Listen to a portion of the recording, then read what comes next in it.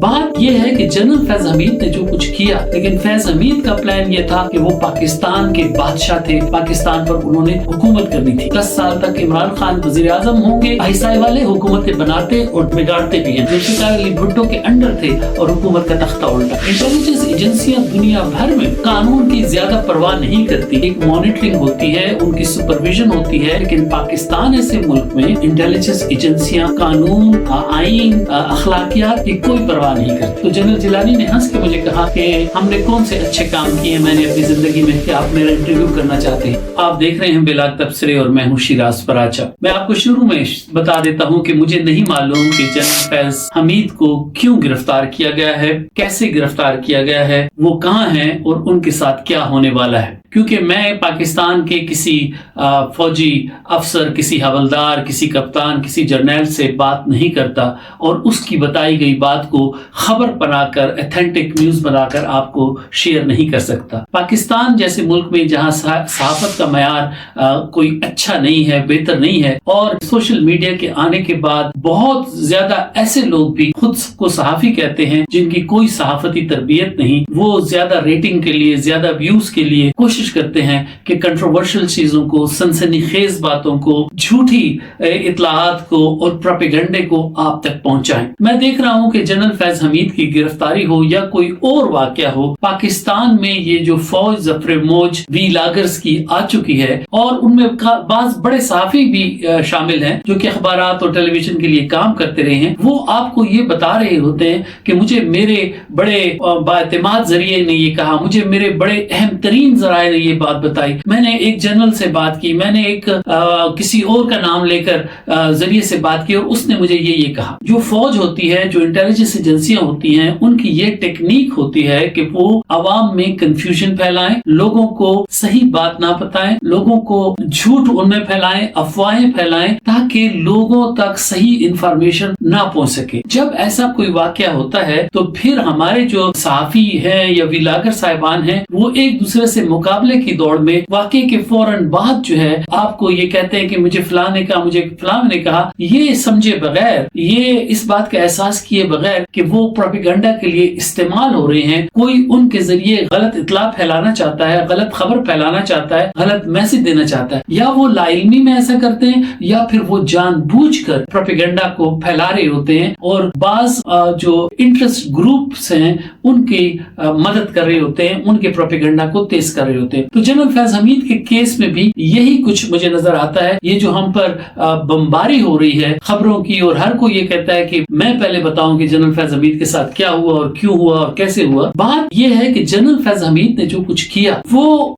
ऐसा ही कर सकते थे। उनसे पहले जो आईएसआई के चीफ्स रहे हैं वो भी यही काम करते रहे हैं। इंटेलिजेंस एजेंसियां दुनिया भर में कानून की ज्यादा परवाह नहीं करती, लेकिन जो डेवलप ममालिक हैं वहां पर इंटेलिजेंस एजेंसियों के ऊपर एक मॉनिटरिंग होती है, उनकी सुपरविजन होती है, काबीना की, कांग्रेस की, सेनेट की, हाउस ऑफ कॉमन्स की इंटेलिजेंस कमेटियां होती हैं जो बंद दरवाजों के पीछे इंटेलिजेंस के लोगों को बुलाकर उनसे सवाल जवाब करती हैं। इसी तरह कानून में लिखा गया होता है कि इंटेलिजेंस एजेंसी क्या कर सकती है और क्या नहीं कर सकती, लेकिन इसके बावजूद इंटेलिजेंस एजेंसियां कानून की परवाह ज्यादा नहीं करती। उनका जो गोल होता है कि वो टारगेट अचीव करती हैं, उसके लिए चाहे कोई भी मींस इस्तेमाल करना पड़े। तो ये तो डेवलप कंट्रीज में भी ऐसा है, लेकिन पाकिस्तान ऐसे मुल्क में इंटेलिजेंस एजेंसियां कानून, आईन, अखलाकियात की कोई परवाह नहीं करती। ये जो जनरल फैज हमीद ने जो कुछ किया उनसे पहले आईएसआई के चीफ साहिबान भी ये करते रहे हैं। गुलाम जिलानी खान जो कि आईएसआई के चीफ थे, जुल्फिकार अली भुट्टो के अंडर थे, लेकिन उन्होंने अपने वजीर आजम को नहीं बताया कि उनके खिलाफ क्या साजिश हो रही है और कैसे जनरल जिलानी ने जनरल ज़ियाउल हक का साथ दिया और हुकूमत का तख्ता उल्टा। मैंने 1991 में जनरल गुलाम जिलानी को, मैं लाहौर में अखबार में काम कर रहा था, तो मैंने उनको फोन किया कि उनके साथ मैं इंटरव्यू करना चाहता था। तो जनरल जिलानी ने हंस के मुझे कहा कि हमने कौन से अच्छे काम किए मैंने अपनी जिंदगी में कि आप मेरा इंटरव्यू करना चाहते हैं। वो एक मेरे लिए आंखें खोल दी थी उनके उस जवाब ने। तो आपने उसके बाद देखा कि जनरल हमीद गुल ने क्या किया। जनरल हमीद गुल भी जनरल फैज हमीद की तरह बहुत ज्यादा एम्बिशियस थे। वो खुद को एक ऐसा जर्नैल समझते थे जिसने अफगानिस्तान की जंग जीती थी, सोवियत यूनियन को शिकस्त दी تھی. جنرل حمید گل کا یہ خیال تھا کہ آرمی چیف بننا ان کا حق ہے اور آرمی چیف بن کر وہ دراصل خلیفۃ المسلمین بننا چاہتے تھے. جنرل حمید گل کو معلوم تھا کہ جنرل ضیاء الحق کیسے ہلاک ہوئے. جنرل حمید گل اور جنرل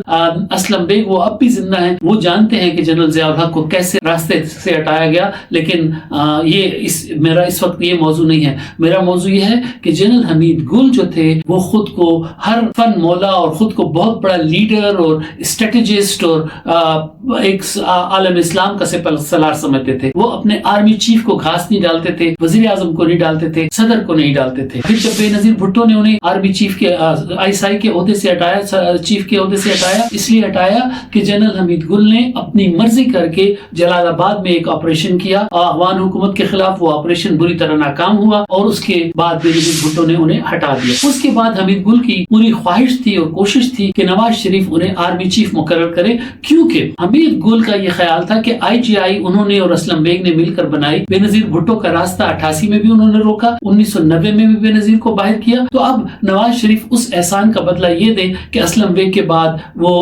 حمید گل کو بنائے آرمی چیف, لیکن وہ نہیں بنایا گیا. تو اس کے بعد وہ اتنے ناراض ہوئے کہ انہوں نے استعفیٰ دے دیا اور پھر وہ سیاست میں جوڑ توڑ کرتے رہے, سازشیں کرتے رہے. پاکستان دفاع کونسل کے نام سے انہوں نے ایک کونسل بنائی جس میں سمیع الحق وغیرہ یہ سب لوگ شامل تھے. وہ پاکستان میں یہ جو کشمیر میں جو گڑبڑ ہو رہی تھی, افغانستان میں جو ہو رہی تھی, سب میں حمید گل جو تھے انہوں نے اپنی ناک گھسیڑی ہوئی تھی. حمید گل ہی تھے جنہوں نے عمران خان کو آگے لائے اور ان کا خیال تھا کہ اب وہ عمران خان کو لیڈر بنائیں گے, لیکن وہ نہیں بنا سکے. تو حمید گل کے بعد آنے والے جتنے بھی ISI کے چیف صاحبان تھے وہ سارے اسی طرح کی حرکتیں کرتے رہے ہیں. پاکستان کی ISI کے افسران ماضی میں اسمگلنگ میں ملوث رہے ہیں, چاہے وہ ایران کی سرحد سے اسمگلنگ ہو, چاہے وہ افغانستان کی سرحد سے اسمگلنگ ہو. میں ISI کے کئی سابق ایسے افسران کو جانتا ہوں جو کہ بارڈر سے گاڑیاں لاتے ہیں اور پتہ نہیں کیا کیا کام کرتے ہیں. مطلب یہ کہ وہ غیر قانونی کام کرتے ہیں اور اس سے ذریعے وہ فنڈز جنریٹ کرتے ہیں. اسی طرح ISI والے حکومتیں بناتے اور بگاڑتے بھی ہیں, چاہے لوگوں کو اغوا کرنا ہو, چاہے کسی کے گھر میں بلا وارنٹ داخل ہونا ہو, چاہے کسی کی پٹائی لگانی ہو, یہ سارے کام ISI والے کرتے رہے ہیں. لیکن جنرل فیض حمید دوسروں سے اس لیے مختلف تھے کیونکہ یہ اوور ایمبیشیس تھے, بالکل جنرل حمید گل کی طرح یہ اوور ایمبیشیس تھے. جنرل ظہیر الاسلام تو پیچھے ہٹ گئے تھے نا, نواز شریف کو دھمکی دی کہ ہم آپ کو ہٹاتے ہیں, لیکن راحیل شریف نے ان کو پھر پیچھے کر دیا تو پیچھے ہٹ گئے تھے. لیکن جنرل فیض حمید جو تھے وہ جنرل باجوہ کے پروں کے نیچے رہ کر دونوں نے سازش کی نواز شریف کی حکومت کو ہٹانے میں, سیاسی حکومت کو کمزور کرنے میں, اور پھر سازش کر کے یہ عمران خان کو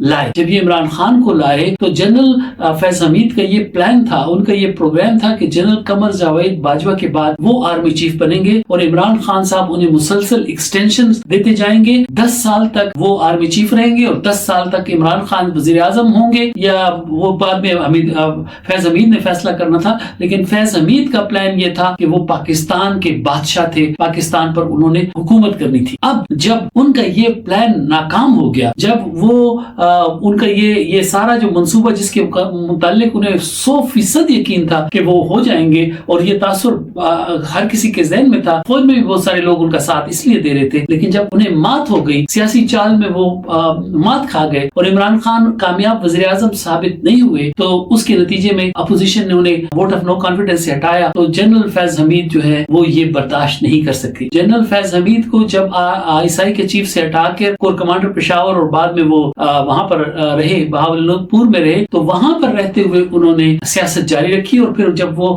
ریٹائر ہو گئے تب بھی انہوں نے سیاست جاری رکھی. انہوں نے عمران خان کا ساتھ اس طرح سے دیا جو جس کی ماضی میں مثال نہیں بنتی. انہوں نے پوری کوشش کی جنرل فیض حمید نے کہ جنرل عاصم منیر کا راستہ روکا جائے, کیونکہ انہیں یوں لگتا تھا کہ ان کا جو خواہشات کا محل ہے وہ عاصم منیر کی وجہ سے گرا ہے, اس لیے وہ اپنے غصے پر, اپنی انا پر, اپنی ایگو پر قابو نہیں پا سکے اور مسلسل سازشیں کرتے رہے. تو جنرل فیض حمید کا انجام جو ہے وہ اس لحاظ سے سبق آموز ہے کہ جس طرح جنرل حمید گل نے کیا وہی جنرل فیض حمید نے کیا, بلکہ ان سے بھی 2 ہاتھ آگے بڑھ کر رہے. اب جنرل فیض حمید کا غصہ اس لیے سمجھ میں آتا ہے کیونکہ پاکستان میں جو آرمی چیف کا عہدہ ہے وہ دوسرے تمام عہدوں سے زیادہ طاقتور ہے. آئین اور قانون میں یہ نہیں لکھا ہوا, لیکن اس ڈیفیکٹو پاکستان کا جو حکمران ہے, پاکستان کا جو بادشاہ ہے, وہ آرمی چیف ہوتا ہے, اس کا کہا ہوا حکم ہوتا ہے, اس کے فیصلے پالیسیاں بن جاتے ہیں, اور وہ بالکل اس کی کوئی اکاؤنٹیبلٹی نہیں, کوئی اس سے پوچھ گچھ نہیں کر سکتا. اور اس میں جتنے پیسے ایک آرمی چیف پاکستان کا بنا سکتا ہے غیر قانونی طریقے سے, وہ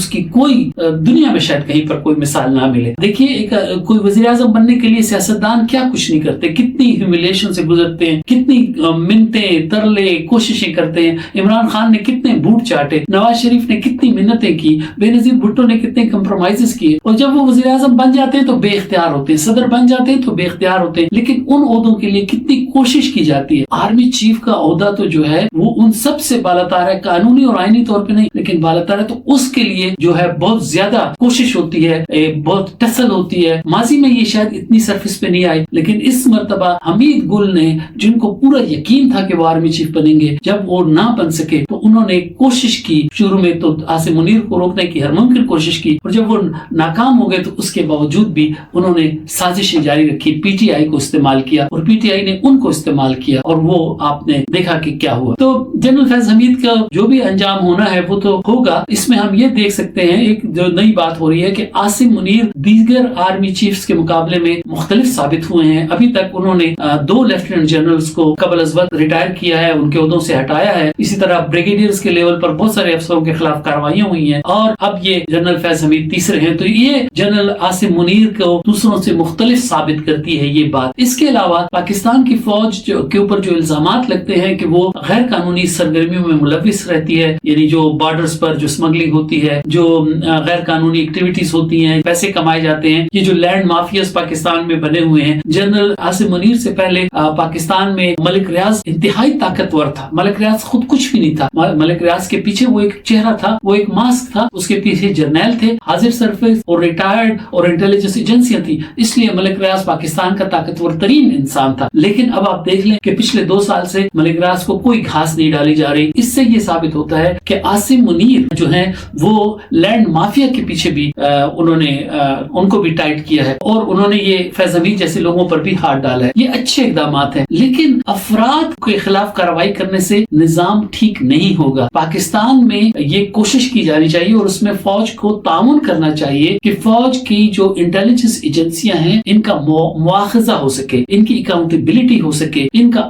آڈٹ ہو سکے. یہ جو کارروائیاں کرتے ہیں یہ غیر قانونی طور پہ نہ ہوں, ان کے لیے باقاعدہ ایک رولز آف انگیجمنٹ بنے, ان کے لیے پروسیجرز ہو, ان کو پتا ہو اور ہمیں بھی پتا ہو کہ ایک انٹیلیجنس ایجنسی کیا کر سکتی ہے, کیا نہیں کر سکتی, کیا اس کا اختیار ہے, کیا اس کا اختیار نہیں. لوگوں کو راہ چلتے لوگوں کو اٹھانا, لوگوں کے گھروں میں گھس جانا, لوگوں کے گھروں سے جا کر پیسے چرانا, لوگوں کی جائیدادوں پہ قبضے کرنا, لوگوں کی عزتوں سے کھیلنا, خود کو قانون سے آئین سے بالاتر سمجھنا, اسٹیٹ ود ان اسٹیٹ بنا کر جو کچھ آپ کرتے رہے ہیں, یہ بہت غلط کام ہے. اس سے پاکستان کو بے انتہا نقصان پہنچا ہے اور پہنچ رہا ہے. عاصم منیر سے یہ توقع کی جاتی ہے کہ چلیے آپ نے جو پہلا قدم لیا اس کو آپ آگے ایک ایسا سسٹم بنا کے جائیں جو ٹرانسپیرنٹ ہو, جس میں لوگوں کو پتا ہو, عوام کو پتا ہو, پارلیمنٹ کو پتا ہو, میڈیا کو پتا ہو کہ آپ خفیہ کارروائیاں یقیناً کریں, وہ آپ کا کام ہے, آپ کرنی ہوتی ہیں, لیکن اس کے لیے آپ کے پاس مینڈیٹ ہونا چاہیے لیگل, پارلیمنٹ کی اپروول ہونی چاہیے. جیسے اب امریکہ میں سینٹ کی انٹیلیجنس کمیٹی ہے, کانگریس کی انٹیلیجنس کمیٹی ہے, برطانیہ میں جو ہے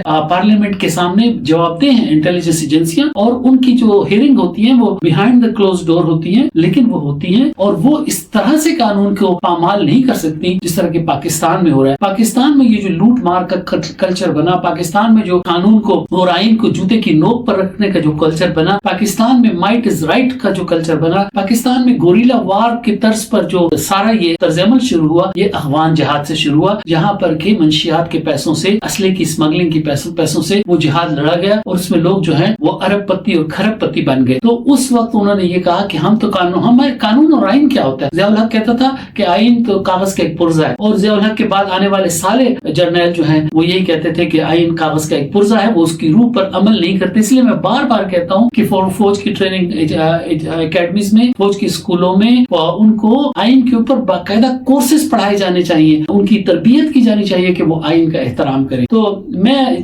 اپنی بات کو اس پہ ختم کروں گا کہ فیض حمید کے ساتھ جو ہوگا وہ ایک فرد تھا, اور یہ ایک علامت تھا کہ پاکستان کی انٹیلیجنس ایجنسیاں کیسے کام کرتی رہی ہیں, ماضی میں کیا کرتی رہی ہیں, کس قسم کے حربے استعمال کرتی ہیں, اور یہ جو کرمینل مینٹالٹی کے, مجرمانہ مینٹالٹی کے لوگ اس ایجنسیوں کے سربراہ بن جاتے ہیں, یہ کتنا نقصان اس سے پاکستان کو ہوتا ہے. اچھے ISI کے چیف بھی آئے ہیں جو کہ جن کے نام بھی ہم بہت کم ہم نے سنا ہے لیکن کم سنا ہے, لیکن ان میں پھر جب یہ عہدہ فیض حمید جیسے کرمینل مائنڈ کے ہاتھ میں چلا جاتا ہے تو اس کو کتنا نقصان ہوتا ہے. وہ بیک وقت اپنے آرمی چیف کو بھی چیٹ کر رہا تھا, وہ پالیٹیشنز کے ساتھ بھی کھیل رہا تھا, وہ ایمبیشس تھا, وہ پی ٹی آئی اور عمران خان کو بھی استعمال کر رہا تھا. تو ہمیں ایک ایسا نظام بنانا چاہیے کہ اس میں دوبارہ کوئی حمید گل پیدا نہ ہو, دوبارہ کوئی ظہور الاسلام پیدا نہ ہو, دوبارہ کوئی شجاع پاشا پیدا نہ ہو, دوبارہ کوئی فیض حمید پیدا نہ ہو. اور اگر عاصم منیر نے یہ کر دیا تو وہ بہت بڑی خدمت کریں گے پاکستان کی, وہ بہت بڑی خدمت کریں گے پاکستان کی فوج کی, اور پاکستان کے فوج کے وقار کو, اس کی عزت کو, اس کی ریپوٹیشن کے اوپر جو انگلیاں اٹھ رہی ہیں وہ انگلیاں اٹھنا بند ہو جائیں گی. فیض حمید کی گرفتاری ایک پہلا قدم ہے, اس کو آگے جانا چاہیے. انتقام نہیں بلکہ ایک ایسا سسٹم ٹرانسپیرنٹ ہونا چاہیے جس میں پروفیشنل لوگ آگے آئیں, پروفیشنل اسپائی ماسٹرز ہو جو